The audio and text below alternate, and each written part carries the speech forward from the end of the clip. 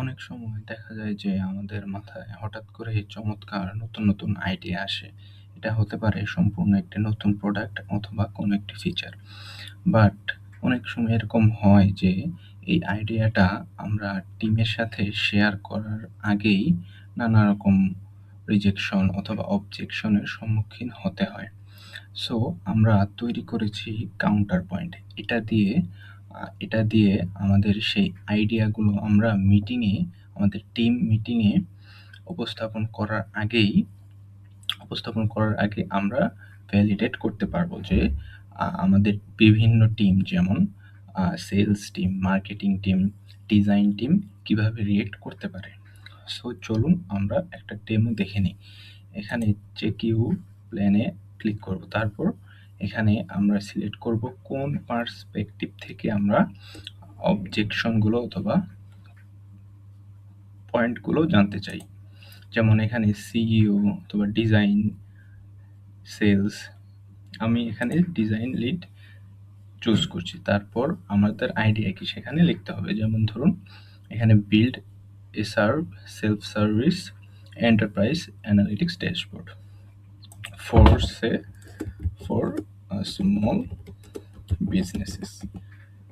এখানে আপনারা আপনাদের আইডিয়াটা লিখবেন। তারপর who is this feature for. এখানে বাই ডিফল্ট দেওয়া আছে account manager and customer analyst. আমি দিলাম অ্যান্ড স্মল বিজনেস ওনার্স।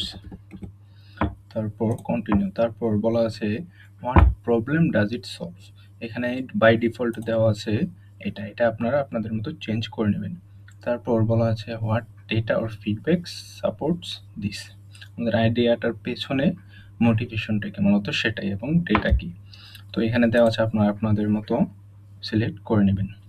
তারপর আমি কন্টিনিউতে ক্লিক করার পর এটা এআইতে মডিফাই হয়ে আমাদের এই রকম একটা রেজাল্ট শো করবে। এখানে দেখা যাচ্ছে আমাদের আইডিয়াটা 70% রেডি। এখানে কি টিম অবজেকশন, দেখুন ইঞ্জিনিয়ারিং টিম আমাদেরকে এই রকম প্রশ্ন করতে পারে, হাই কনসার্ন।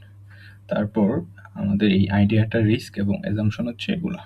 তারপর আমাদের সেলস টিম এই প্রশ্নগুলো করতে পারে। তারপর রেকমেন্ডেড নেক্সট স্টেপ, এই স্টেপগুলো আমাদের আইডিয়াটা বাস্তবায়ন করার ক্ষেত্রে লাগতে পারে। তারপর সিইও, তারপর কি কোয়েশ্চেন টু আনসার। তারপর মিটিং প্লেবুক অ্যান্ড স্ক্রিপ্ট। এখানে একটা মিটিং সিমুলেট করা হবে। যেমন ধরেন পিচ গাইড ফর সিইও। তারপর অবজেকশন অ্যান্ড রেসপন্স। সিইও থেকে কি ধরনের অবজেকশন এবং রেসপন্স আসতে পারে, এটা হচ্ছে কোয়েশ্চেন, এটা হচ্ছে আনসার। তারপর ইঞ্জিনিয়ারিং টিম থেকে কি ধরনের কোয়েশ্চেন আসতে পারে। এভাবে সকল স্টেক হোল্ডার এবং বিভিন্ন টিমের কাছ থেকে কি ধরনের কোয়েশ্চেন আসতে পারে সেটার কাউন্টার পয়েন্ট দেওয়া আছে। তারপর আমরা ফিডব্যাক বোর্ড থেকে কি ধরনের ফিডব্যাক দিতে পারি সেটারও একটা মক ডিজাইন সিস্টেম এখানে দেওয়া আছে। এখানে দেখতে পাচ্ছেন আপনারা রিভিউ ভোট, টিম এবং ফিডব্যাক, সিইও, কন্ডিশন, রিজনিং, এগুলো। তারপর এটা হচ্ছে বোর্ড, সামনে বোর্ড কিভাবে রিয়েক্ট করতে পারে। তারপরে অ্যাপ্রুভাল রিস্ক, অ্যাপ্রুভালের ক্ষেত্রে এরকম রিস্কগুলো আসতে পারে। তারপর এভিডেন্স নিডেড। তারপর নেক্সট স্টেপ ফর অ্যাপ্রুভাল, এই অ্যাকশনগুলো করলে অ্যাপ্রুভাল হতে পারে। সো সংক্ষেপে এটাই হচ্ছে আমাদের কাউন্টার পয়েন্ট।